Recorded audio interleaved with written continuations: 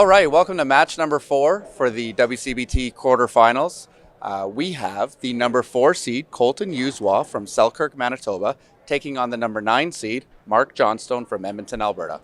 That's right. This is the last match of our quarterfinals where everything is still worth $100, and we're really excited to see Colton taking the lanes.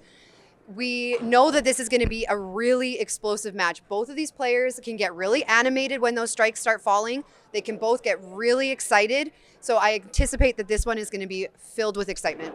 You got the young versus the old, and I give it's 50-50. I don't know. Yeah, this one could go either way. I'm looking forward to seeing how it wraps up. All right, we are back and ready for the last match of the quarterfinals here at the 2025 Tour Championships. Yeah, we have Colton Youzwa from Selkirk, Manitoba, taking on Mark Johnstone. Mark Johnstone defeated Dexter Wiseman in the first round, score of 7-3. Push. Oh, Aces neither go. To start. Aces to start. That's tough. Yeah, Johnny beat Dexter, and now he gets to play the number 4 qualifier, Colton Youzwa, That's right. who is our youngest competitor this week, at the ripe old age of 22. Oh, to be 22 again.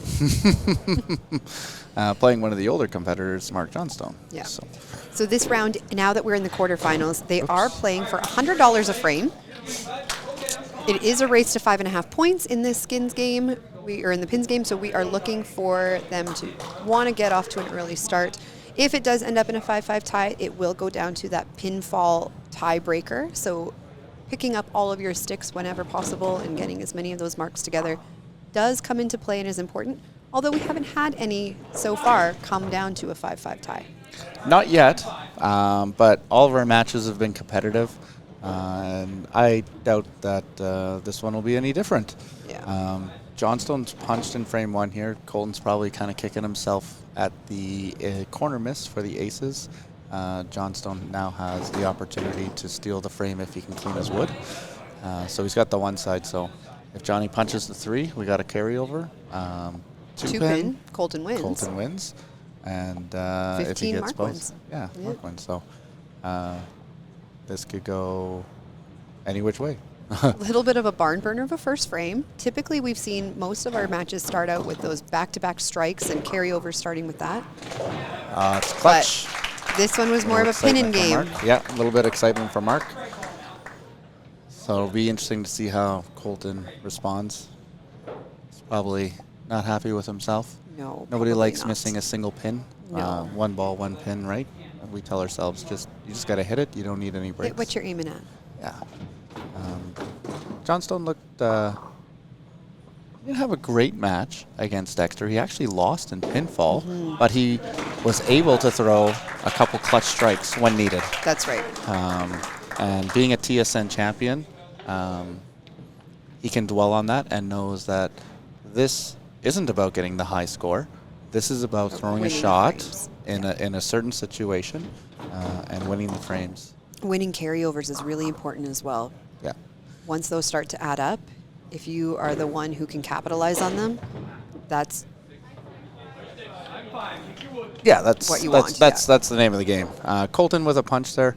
We're going to watch Colton he plays a 3-step delivery up the middle with a hook.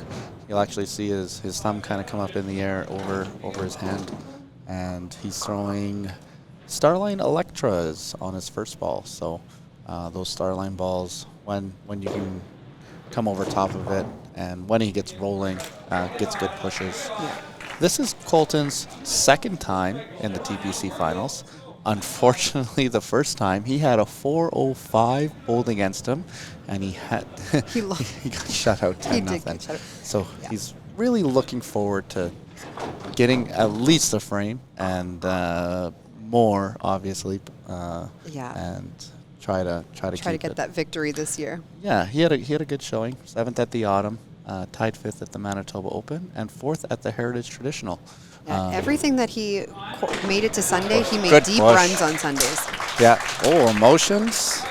Good to see it, that young gun energy. Both of these two, they kind of remind me of each other a little bit. They both are pretty calm and collected, but then as soon as they throw that strike, you're going to see that emotion and you're going to see that big burst of energy come out of them. Yeah, a little bit of a release. Colton's kind of new to the tour, but he has had success as a YBC, a youth bowler, 2022 singles champion, and a third place at Manitoba Open. And he's competed in the TPC Invitational. We have already noted, he's telling us, make sure you note that this is my first frame win after that 10-0 he took last time. So he's excited. He's making sure everybody knows it. He's very excited. And yeah, he played the TPC Invitational here at Sherwood Park and won it in 2023. And then runner-up in 2024. Yeah, made a pretty good run, but got ousted by Katie Rayner, I think, got him in the Someone finals. Like that, yeah. Someone like that. He does know how to play well here. Yeah, he really enjoys this center. His ball works really well here. Yep. So And we saw with the little kick off the wall on the left deuce there when he threw the strike, the potential is there. Just gotta find that good tempo and that good rhythm and have everything come together. That looks really good. Yep, really good shot from Johnstone. He's in tough against Johnny, an experienced player who is not going to let anything go easy. Johnny's been playing under these kinds of situations, you know, looking back to even TSN championships. He's been playing them since Colton was like 5 years old. So Isn't that incredible? Isn't that, well, 7, I guess. But still, like, Colton was not even thinking about being in this kind of situation when Johnny was already showing dominance on the bowling lanes. Really good ball. Yeah. Really good emotion. So now you want to see, get that emotion, good shot. It's going to be all about managing, being able to feel the high and that influx of just adrenaline when you throw the shot, but then being able to bring it back down so that you can execute the next one. Yeah. We've seen it time and time again. Bowlers, sometimes they get too up too quick. Too excited. And then the next one. So I'm really curious to see where this ball goes. If we see it go pocket, we might see a dangerous Colton this match.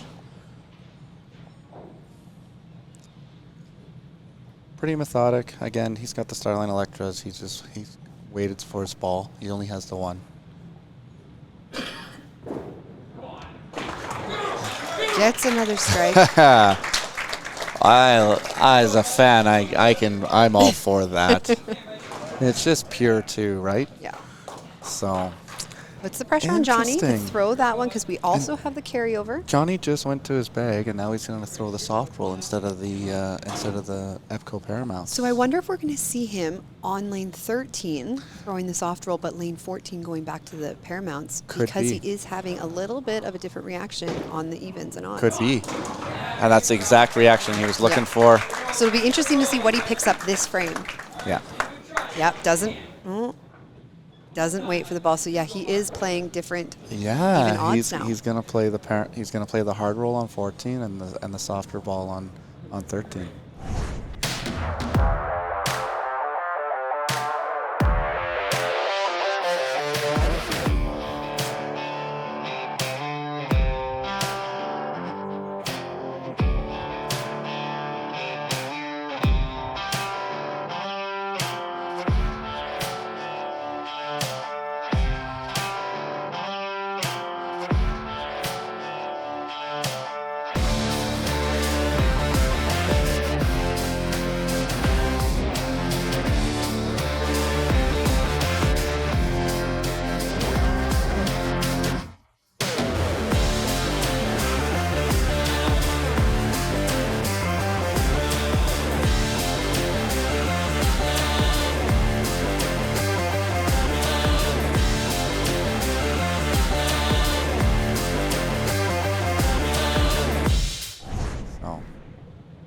Not a bad strategy. Nope. And especially in a match this quick where you only have 10 frames to figure it out, you got to make little adjustments like that, even if they seem like they don't make sense. And but if you believe it, that's half the battle. The confidence is everything. A little bit of a double bounce there. Yeah. Oh, and he feeds it right back. Excited. Yeah. So we have the 2-frame carryover. This is forcing Colton to throw a strike here in 6 to make it a 3-frame carryover. Yeah. Love to see it. Same energy as Colton. I think we're going to have a great match on our hands. Yeah. Both are on doubles, 2 frames carryovers. We're starting to, or both are on triples, sorry, and we're starting to see things come alive on the lanes. Yeah. Colton taking his time. You're going to see him do the same little setup, a little bit of a bounce while he's getting the ball situated in his hand how he likes it. Yeah. And then it's nice and smooth. Oh, that's really good. That just pushed everything out. Yeah, and now this is big. Now we're into the territory where whoever wins the carryover. Whoever wins this carryover. Now Colton can't win the match with these carryovers, but Mark Johnstone can because he's won the first 2. So if Colton does not throw a strike here, he has the potential to lose 100%. and Johnny take the match in frame 7. So we talk about those key points. This shots. is one of those key throws. Huge. And in one match, it's not easy, and looking forward to see what the 22-year-old can do.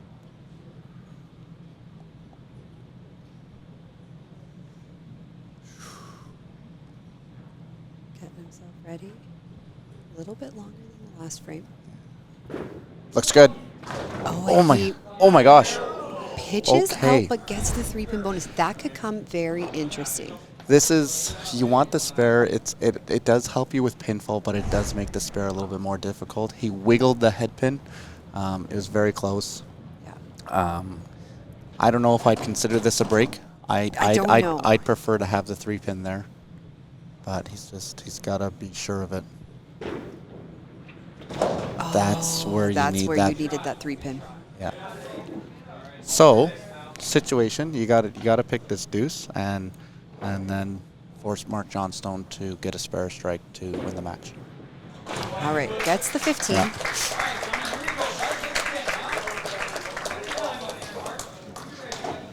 So unfortunately, Colton missed on his key opportunity, and when we talked about when Mark Johnstone beat Dexter, he clutched up on a key opportunity. This is one of those moments opportunities again where he's down in pinfall, but if you can throw the shot when you need it, you can win on frames. And as someone who's been in these situations a few times, it'll be interesting to see his experience. Back with the soft roll. Oh. And he knows that's for the match. Yeah. So that is going to put him up 6 frames to 1 after 7. So he has taken this point. Yeah, 6 to 1. He's going to win the match. Already at $600, Colton at $100. So these next 3 frames are now just for the money. Yeah. Who can take home another $300? Yeah. $300 still up for grabs. Yeah. And congratulations to Mark Johnstone for qualifying for the semis. And again, soft roll on 13 and hard roll on 14. What a move. I'll be curious to see if that trend continues when he goes into the semifinal round. I would think so. It's got to, right? Oh, and a great shot from Colton. He knows that he needed that last frame, shaking his head a little bit, but you're still playing for money, but you want to move on. You want to move on. So, still gonna give it a good run, and you still got a good game to put up there, right? Right. Hold your head high. Yeah. Anytime you can get to that 208, you know you're going to have a pretty decent score up there. Exactly.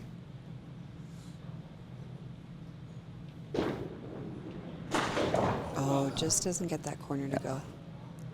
Didn't quite have the rotation on it. We call it that cut-through shot again. So if you had a bit more fingers on it, it would carry the deuce. But there it is. There we go. Nice spare shot from Colton. Yeah.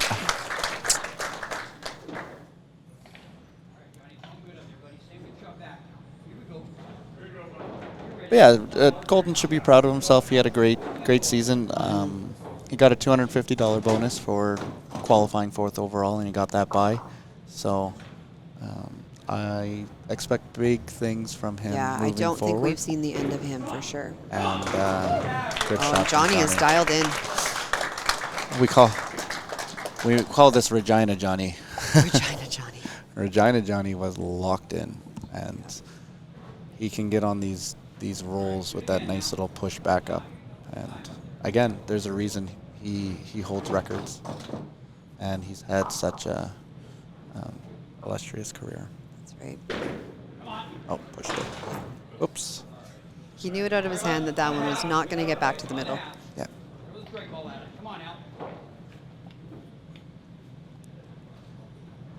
So this was the fourth match of the quarterfinals. So this will set up Mark Johnstone versus Adam Weber, I believe, in the semifinals. Playing for $200 a frame. Yeah.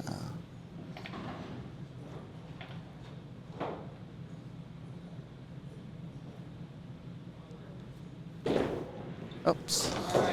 Oh, for the viewers at home, that does not count. That came out of the gutter. They are going to fix the score. They're going to give them a 0 for that. So all of you at home who think that counts, that does not count. Yeah, Any he will ball finish with a 305. Any ball hitting the gutter is dead, and any pins that are subsequently hit do not count. A Colton, spare here. yeah, looking for a spare for $100. Yeah. Give you Might as $100 if you make this spare. Oh, he just gets it to go. There we go.